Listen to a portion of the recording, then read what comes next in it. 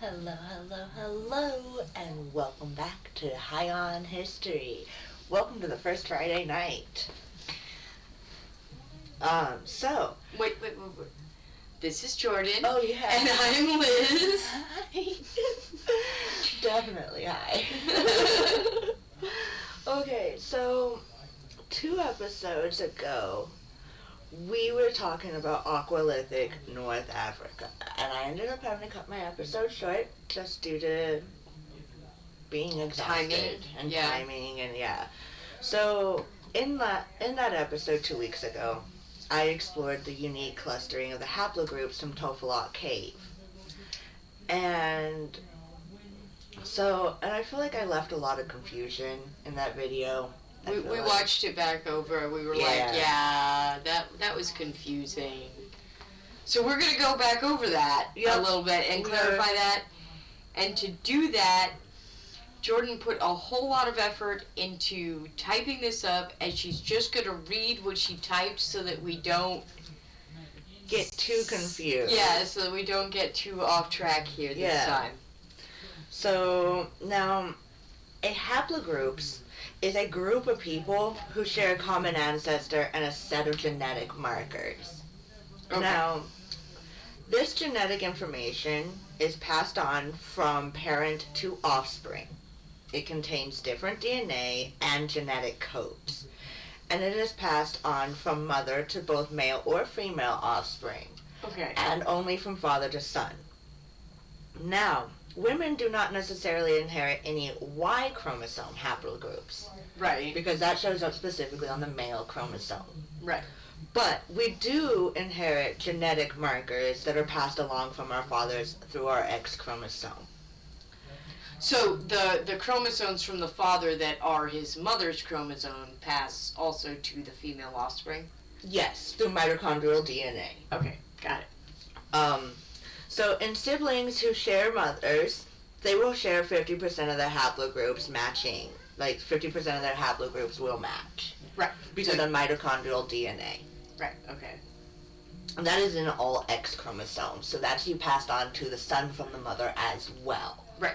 So that is in male or female siblings. They will share 50% of haplogroups. Okay.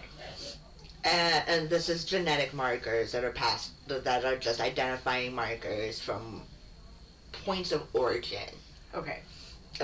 Specific ancestors in long ago. Now, depending on fathers for the haplogroups, siblings can vary. Now, if you share a biological father, you can also vary genetic markers. And we end up with these unique genetic variations because of the way cells pass along the genetic sequence of traits. Okay. So, like when the sperm cell meets the egg cell, they have different haplogroup markers. They have different genetic markers, and that's what makes us unique. Right. That's what makes us... And a father is not always passing on the same genetic markers to each of his offspring. Because each cell is different. Because each cell is different, right? Yep, each sperm cell and each egg cell are different. So when they combine, they share different information. Yes. Okay. And the haplogroup only means half. Which is what you pass on half the genetic markers from your mother, half your genetic markers from your father, which make up a whole chromosome. Okay. So haplogroup is half a whole chromosome. Okay, got it. Yeah. So these specific genetic markers that we're talking about, that we talked about in the last episode of Tophalot Cave, which I will repeat here in a little bit about what those markers were, can be found in specific known locations on the chromosome and in the DNA sequence.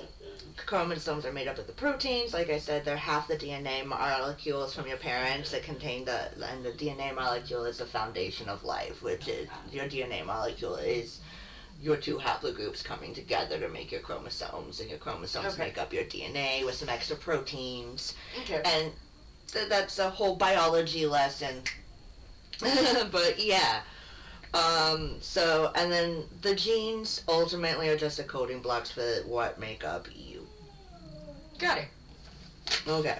Now that we're done with that, quick recap of part 1. the haplogroups that we talked about specifically in Tulsa Rock Cave were really unique. There was haplogroups JT, U, H, and V.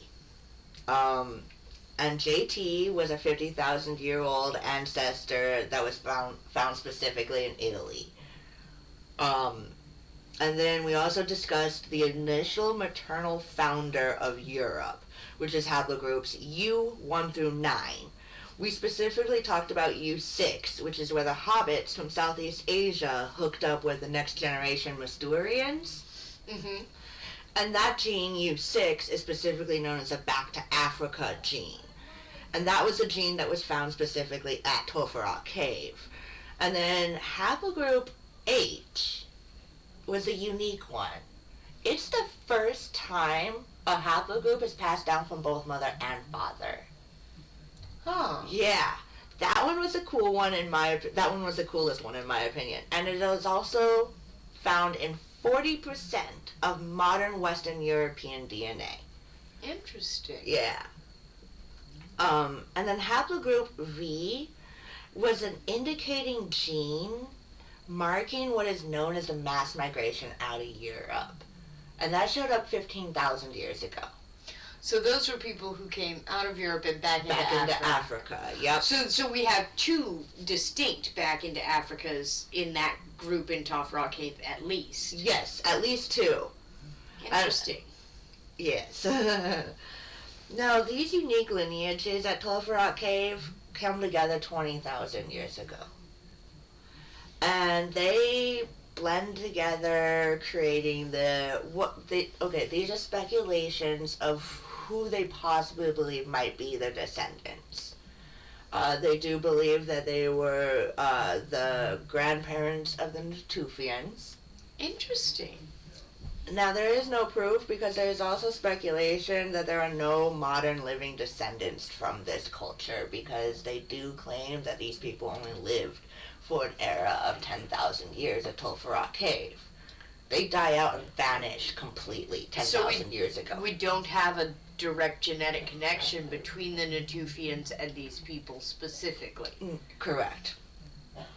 But they do believe, because most of these markers came back in from the Levant, which is where the Natufians are. Okay, so they think that they might have been tangentially related to the people who were also the Natufians up in the Levant. Okay. Yes. Okay. Now, at this cave, we also had the earliest signs of the burial practices. You remember how we were talking about how, like, the bodies were found in position? Oh, yes. And, like, they were, like, carefully laid down with their heads at a specific angle. And yeah. So, in this episode, I really wanted to kind of get into, like, civilization. And early development of, like, cultural practices. We were talking in your last episode on Tuesday, the last episode of Tuesday nights, about mass tool production. Yes. And I told you how I had found evidence of it in the Atarian people. Now, the Atarian people do span all across North Africa, which includes your region of Northeast Africa. Correct, right. So, the Atarian people, I've been calling them the people. Every bit of research that I've looked at actually don't refer to them as a people. It's the Atarian industry.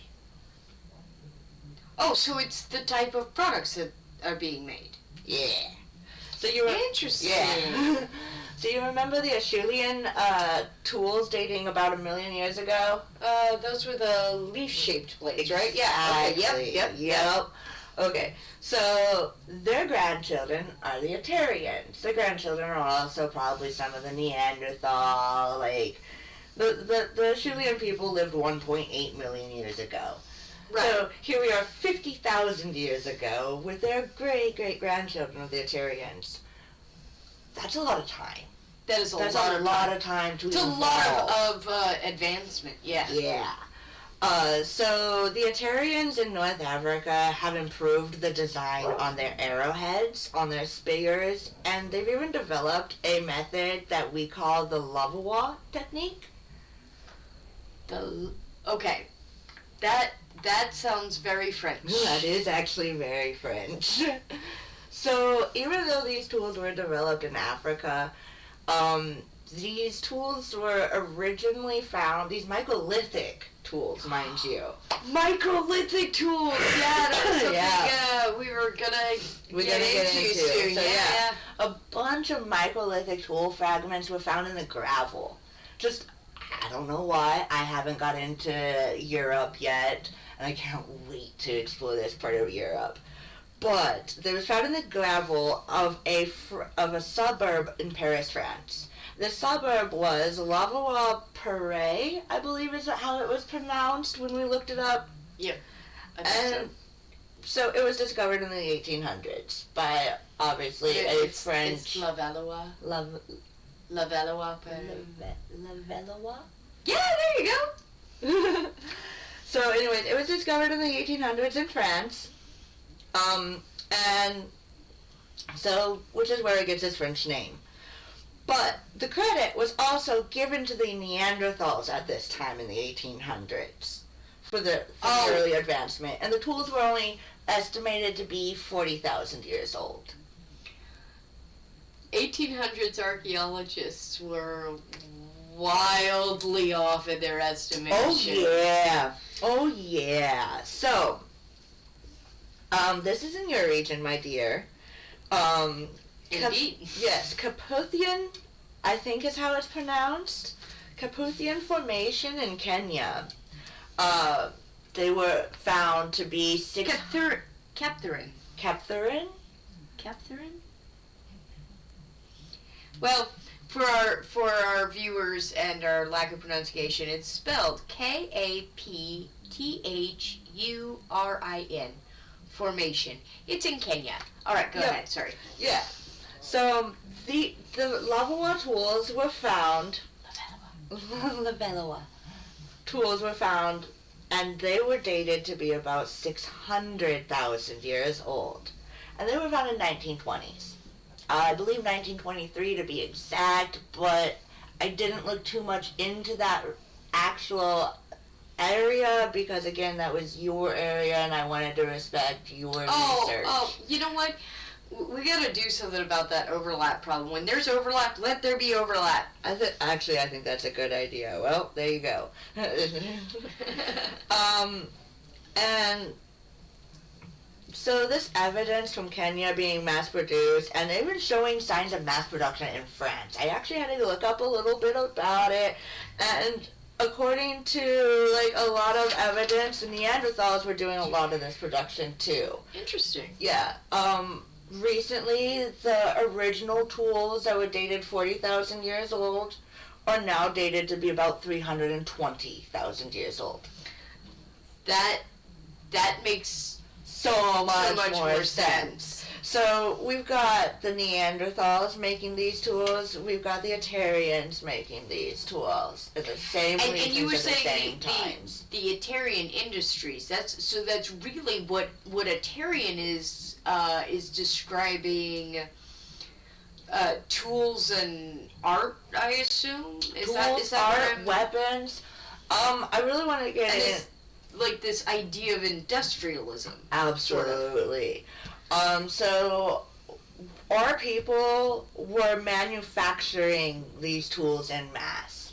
We weren't only just like manufacturing them, they were precise in what they were doing. Yeah, we covered that a little bit last week too. The amount of precision. It's really, when I look at this stuff, whether it's the beads or the dyes or the complex adhesives. Oh my god, I found complex adhesives mind-blowing. I truly did. I'm going to mention that here in a second too about my adhesives. But it's definitely complex and it requires precision. So the Atarians were mass-producing these tools. They were also showing signs of not only just trading finished product, but they were also showing signs of trading raw material, or even like half chiseled away at material. Blanks, like we were talking about.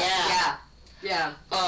And they also, in this 500,000-year-old, 600,000-year-old tools, they're showing early signs of tanging, which is adding that extra binding point or that point of the hafting point. Yep.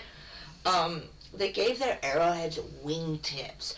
And a wingtip arrowhead is that extra bow in the blade that when it goes in and you pull it out, it causes more of a damage. Yeah. Which 500,000 years ago, our ancestors were making this technology. And then 500,000. Yep, and we're talking about 50,000 years ago. Our people were still doing all of this. So, like, the Arturians have been around for about 500,000 years. Okay. Yeah. But and by 50,000 years, they're super advanced. Doing these this. This is are industry by 50,000 years is what I'm getting at. Okay. All this industry, and I was noticing this last week too. It requires infrastructure. Oh, absolutely. Infrastructure requires cohesion. I don't know. Working together. Again, we never seem to use the word culture to describe this, but this feels like a culture to me. In my opinion, it absolutely does define a culture. We're showing trade. We're showing evidence of. And this is where I'm going to actually point out where I think we get a lot of evidence of trade. You mentioned in your video how we had Kenyan obsidian found up in my region. Yeah, 230 kilometers away. Now, you were also talking about a really cool adhesive. Yes. So, 50,000 years ago, specifically to the northern region of the Arturian people in the Morocco region, we didn't have an adhesive. We weren't making our own adhesive over here. Okay. We did end up getting an adhesive that came from a birch sap out of the Mousterians passing it along. Okay, and the Mousterians got their technique from the Neanderthals. Yep. The Mousterians are the grandchildren of the Neanderthals who kind of diddled along with the hobbits, which are the Homo florensis. Okay. Yeah. So the Mousterians are kind of this unique, newer Homo sapien. They're the grandchildren. Were they Homo sapiens? Yes, they're all Homo sapiens. Neanderthals are still technically considered Homo sapien. Really? Yes, they're part of the... I know that weird. I know that they're all human, right? So I found that really surprising, but when we're talking about these, we do use the word human. Yes. And that's why I say it gets weird. It's hard to explain, and I don't really quite understand the genetics or the science behind it. Yeah. And I haven't quite got there yet either, because I'm not experiencing Europe. I'm not experiencing the Neanderthals. Right. But for some reason, our genetics are able to match. And I really think that comes from the fact that, like, a million years ago, before the first ice age, when Homo erectus left Africa the first time, they did create Homo florensis and Homo neanderthalis. Mm-hmm.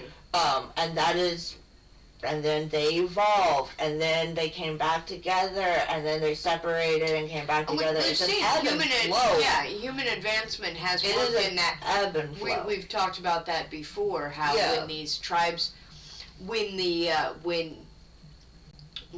Aqualithic Africa is Aqualithic, and it's thriving, these people all came together and they brought with them every. Yeah. And again, we see like the formation of a sort of cohesive culture from all these separate things because they're trading technology. Yeah. They're not just trading the tools and materials either. They're also trading the know-how. Yeah, absolutely. And that I don't know, that suggests I just don't know how you have all that and don't call it culture. Well, that means that they have the same needs, the same interests, the same values they can communicate. Absolutely. you know. Absolutely. And there's a few really cool sites.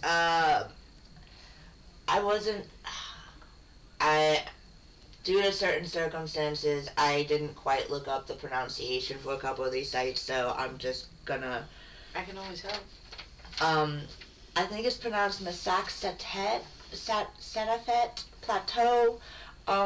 There they find 75 microlithic artifacts per meter square.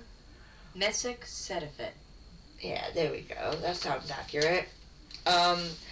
And this is a microlithic quartz tool industry at this plateau. Microlithic quartz tools? Yeah, you were talking about... Oh my goodness, that's so cool! We've got quartz over here in the West. Okay, and did those tools also travel outside of that region? Everywhere. All over. But here specifically at this plateau, we can find 75 artifacts per meter square. Oh wow, that is just so many. Now, we're not just talking about, like, the actual, like, tools themselves, but we're talking about, like, the flints. We're finding evidence of the knapping. We're finding all of the cores and the cores. We're finding all the different processes. Again, so this workshop sort of level, it's almost industrial. Again, I don't want to use the word assembly line, but kind of like that. And they're dating this plateau to be 500,000 years old of some of these some of these tools. Amazing. Yeah. And then we've got, like, with the Uratabu cave, there's a cattle cult that shows up. There's a what? A cattle cult. A cattle cult. Okay. That ends up showing up. And at this Uratabu cave, there's ancient evidence of the microlithic tools, massive industry of producing this major, like, what's the word I'm looking for? Evidence of, just, again, mass production. Anyways, and it's all across all of Africa, all of North Africa. That is amazing. It's littered with microlithic tool evidence of industry. Everywhere I looked, even the sites that were, like, guarded, were like, you can't go here for this reason, you can't go here for that reason. Mother Nature ate our homework.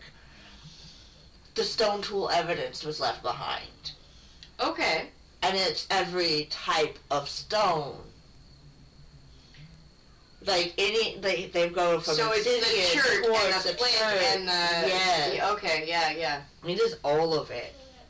And now, in one of your videos, you mentioned Blondo's Cave and all of its amazing pigment. Yes, that was they kind of call it the workshop cave because that's one of the things they know it was being used for was making dye. Again, I wouldn't say on a mass scale, but it was set up like a workshop, so they were clearly making quantity of it. Well, the grandchildren of the Blondo's Cave somehow made their way up pigment, trade, migration, whatever, however, from 1 million years ago to our story now. Every single one of these sites that I've talked about, these people have been mass producing pigment in the same way we were just talking about mass production of tools. Okay. So, tons of ochre dye. All the colors. Oh, and all the colors of ochre. They You've got reds, you've got shades of black, you've got shades of brown and yellow. Oh my goodness. This is where you start getting colors. Oh, so, like, as soon as mankind figured out anything, they're like, we're gonna crayon everything! Yeah. So now, another really cool thing, you kind of did a spoiler in my last video about some really, really cool shells. Oh, right! Because I thought that one cave was Topherot Cave was where they mass-produced the shells. Yes. Now, but I was wrong. We're getting on to Bisnown Cave. This is where I fell in love with the Atarian people. This is where the shells are. Yes, this is the shells, finally. I've been looking forward to talking about these guys all week. So we've got 33 beads that were found. And they're made out of what is a little critter that is still alive today. Ooh. And can be found across all the coastal seaboard of pretty much the whole Mediterranean. Okay. They're mud whelks. Or dog snails. They're called dog snails. I think that was another common name for them, was dog snail. And these shells were painted with ochre. They were carved out, intricately carved out. And 75% of these beads have evidence of being polished. Oh, wow. Yeah. And it's speculated that a lot of these beads were to express individual identity, communication, even as a sign of possibly marriage, whose tribe you're a part of, I'm connected to this person, or or it could have just been really cool bling, right? Right. But the amount of beads that have been found throughout all of these sites as well suggests that there's a stable, continuous material culture in these beads. Oh, right, because the beads, they show up At everywhere. Every single site I just talked about as well. And in multiple stages. In multiple stages. Like long before and long after kind of the era that we're talking about right now. Now, what makes Bismone Cave so flippin' cool, these shells are 142,000 years old. That is, yeah. So, again... So, continuous mass production for at least 150,000 years for the shell beads now. We've got 600,000 years for tools. At least 150,000 years. There it was. For 150,000 years for self-decoration. And this complex behavior seems to have kind of developed 150,000 years, or 142,000 years ago, well before anywhere else in the continent of Africa. It developed at Bismone Cave first. Is kind of what they're predicting, or what they're claiming. Okay. And it's because of how old these shells were dated. Right. Because 142,000 years ago is a long time ago. Yeah. And so, because I had to kind of question why, how, where did they get this date, I had to do a little digging into the difference between carbon-14 dating and uranium-thorium dating. Oh, right, because carbon-14 dating doesn't work past 60,000 years, and it only works on organic material. Yep, absolutely. So if you're looking at non-organic stuff, or you're looking at anything that's probably older than 60,000 years old, carbon-14 dating just won't do the trick. Absolutely right. So C14 is kind of out the window, especially with the age of 142,000 years. Oh yeah, totally out the window. So they decided to use uranium-thorium dating.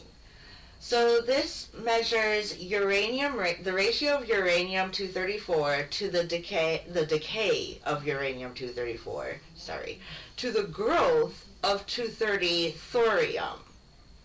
Now, I don't really actually know what thorium is, but I assume it's a radioactive molecule or atom. So, I kind of got into the idea of thorium power plants for a while. It's a more stable nuclear. Okay. Yeah. I might have to dive down that rabbit hole. That's its own thing. Yeah. So the cool thing is, it can date up to 500,000 years old, but it works only for non-organic material for the most part.